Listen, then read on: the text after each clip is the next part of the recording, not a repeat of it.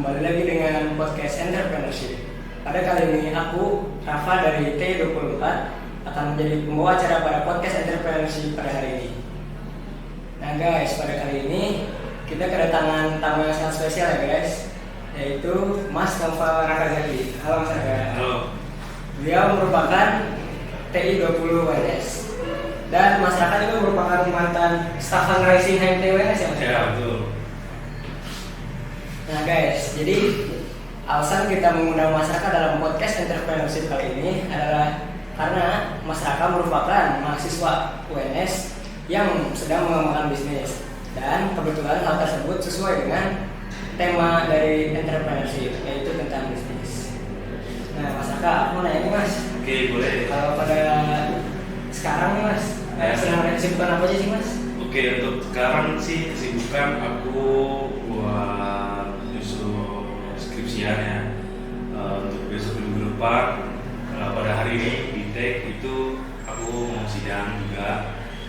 Terus sama ini ada beberapa usaha yang udah baru start dan ada beberapa bisnis yang udah aku plan dan direncanain tuh mau di start di bulan depan atau 2 bulan ke depan. Saya mau nanya lagi nih, Mas Raka nih kan walaupun masih mahasiswa aktif tapi udah berpengalaman dalam berbisnis. Jadi aku nih tanya bisnis Mas. Oke.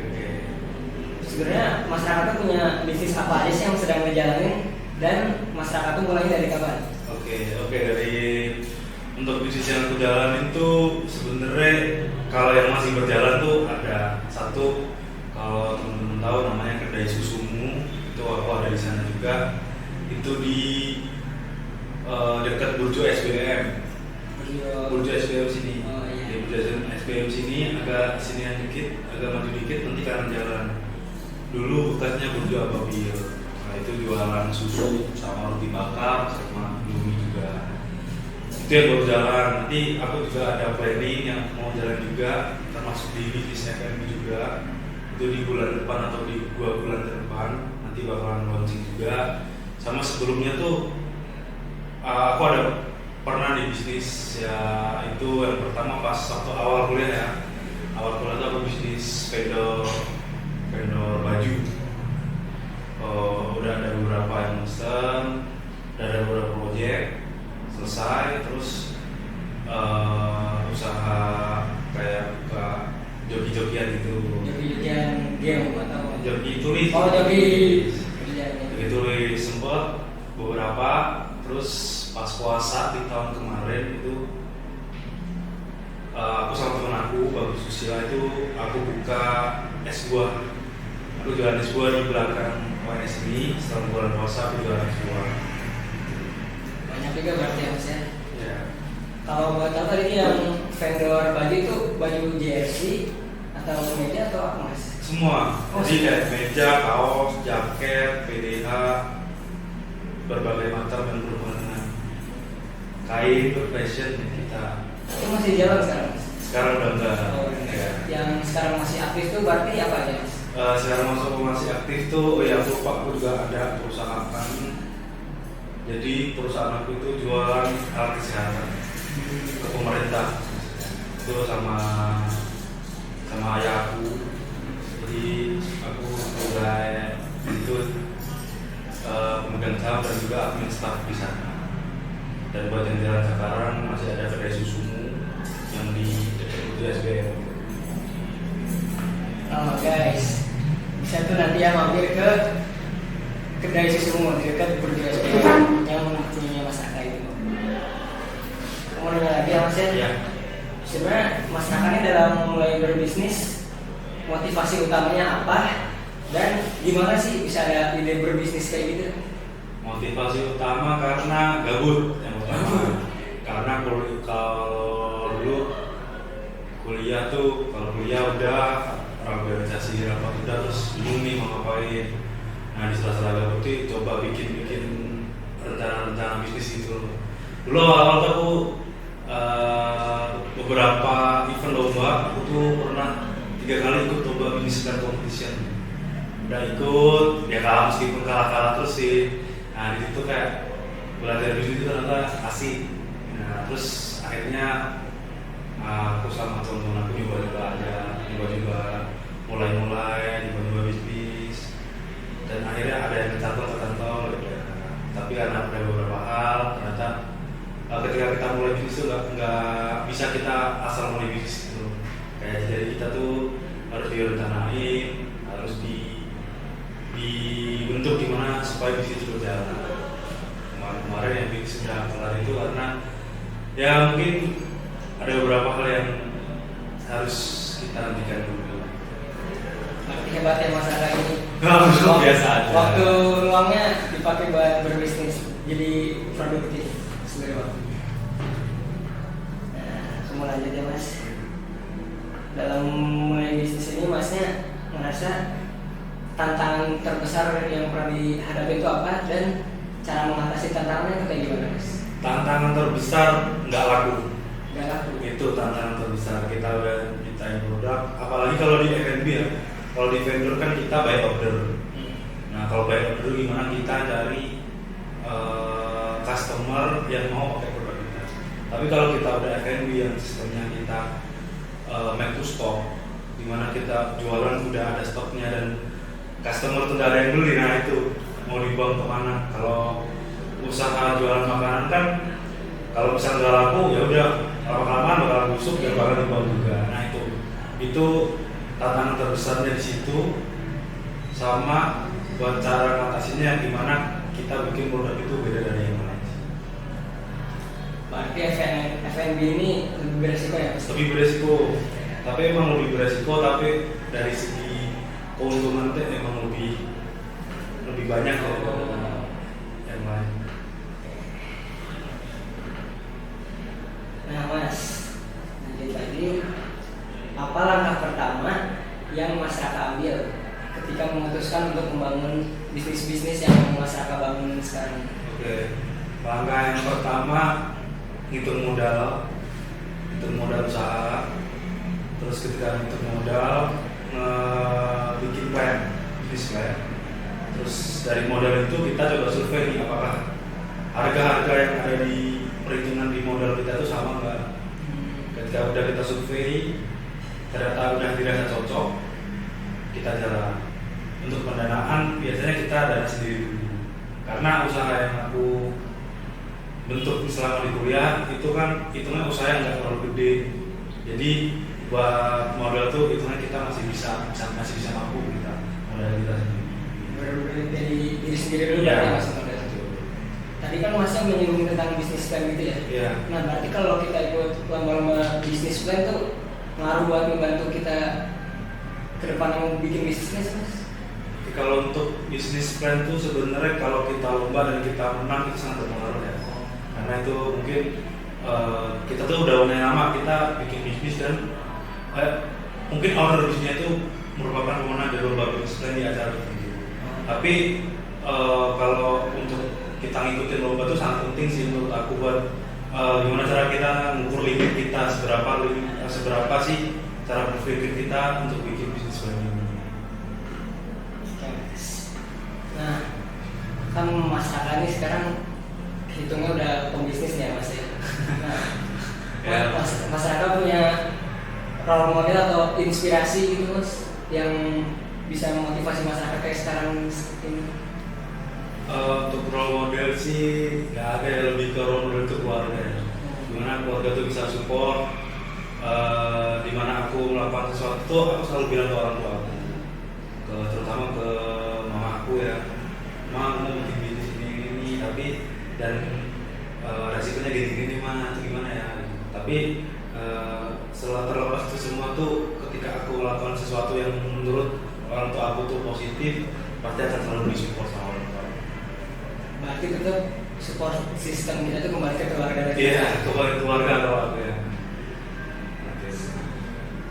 Nah, cara Mas Raka buat menentukan target pasar sama buat cara menarik perhatian pelanggan pertama gimana Mas? Oke, untuk menentukan target pasar tuh seperti biasa, kalau kita belajar bisnis plan, belajar ekonomi, ada analisis STP, segmentasi, targeting, positioning. Nah, aku pakai itu. Terus dari segi positioning ini menempatkan bisnis kita tuh gimana bisnis kita tuh memiliki ciri khas. Mungkin dari ciri khas tuh banyak, bukan cuma dari rasa aja ya. Mungkin dari rasa bisa, dari cara penyampaian di sosial media, terus promo diskon, terus ada packaging juga, bentuk packaging, sama psikologi pelanggan juga sih. Banyak yang mengakui di situ. Ciri khas tadi ya maksudnya. Ciri khas, kita harus menonjolin ciri khas, bukan cuma rasa tapi mungkin aspek-aspek yang lain itu kita harus mikir. Tapi buat dapat ide dari ciri khasnya itu sulit ya sih mas? Harus punya kreativitas yang lebih atau itu mungkin? Oh, kalau buat nanamin ciri khas itu biasanya kalau yang biasa aku lakuin sama teman-teman aku itu kita tuh lihat misal kita buka usaha A dan sebelumnya tuh udah ada yang pernah buka usaha dan mungkin ada beberapa yang masih berusaha di situ. Nah, kita coba apa sih yang nggak dimiliki dari mereka, apa sih yang bisa dimiliki dari mereka. Jadi kita nanamin konsep di amati, tiru dan modifikasi. Itu sih. Bagus ya ilmunya. Lanjut aja mas, apa resiko terbesar yang masyarakat hadapi di awal perjalanan bisnis dan apa yang masyarakat lakuin untuk meminimalisasinya? Oke, resiko yang dilakuin di awal bisnis yang pertama pasti waktu kuliah ataupun waktu mengerjakan tugas itu pasti bakalan berantakan ya kalau kita nggak atur. Terus sama yang kedua tuh kalau kita balik lagi kita nggak dapat customer juga, kita udah make stop, terus kita nggak dapat pelanggan dan akhirnya itu menimbulkan kerugian ya itu sih. Tapi yang kalau usaha di kuliah ini kan waktu kuliah kan waktu yang penting ya, makanya sebelum aku mulai bisnis tuh kayak aku udah nyicil dulu nih, udah bikin apa namanya, aku tuh di kamar dulu ada papan tulis tuh. Jadi papan tulis ada jadwal tuh, Senin, Selasa, Rabu, Kamis, Jumat. Aku tuh kalau ada tugas langsung kusungkirin harus target tuh berapa di target deadline-nya. Misalnya deadline-nya hari Kamis ya hari Rabu tuh bisa kelar gitu sih. Benerin time management dulu. Berarti time management jadi salah satu kunci buat Ya, bisnis. betul sekali. Nah, strategi pemasaran apa yang masyarakat pilih buat memperkenalkan produk masyarakat ke masyarakat luas? Oke. Buat strategi pemasaran beberapa usaha yang aku jalanin kayak sebenarnya aku tuh nyoba beberapa strategi marketing ya di sini. Kayak untuk kedai susumu ini untuk sekarang aku mau nyoba nggak pakai strategi marketing apapun, nggak pakai strategi marketing apapun.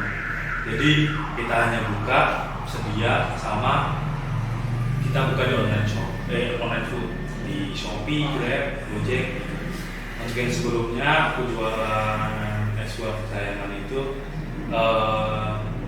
aku coba sama temen aku tuh mencengin di sosial media. Jadi di sosial media di mana dari konten-konten yang kita bikin tuh bisa tercapai oleh pelanggan tuh gimana sih, kita ikutin tren-tren zaman sekarang, konten-konten tren zaman sekarang tuh gimana sih yang dihubungin sama bisnis kita. Jadi ternyata tuh dengan adanya sosial media itu sangat membantu juga sih. Makanya kemarin yang buat yang sekarang itu aku masih belum. Aku mau lihat selama 3 bulan ke depan itu apakah bisa sukses atau enggak kalau kita nggak pakai sosial media. Pasti sih sosial media kita ada promo, ada diskon, pasti bisa.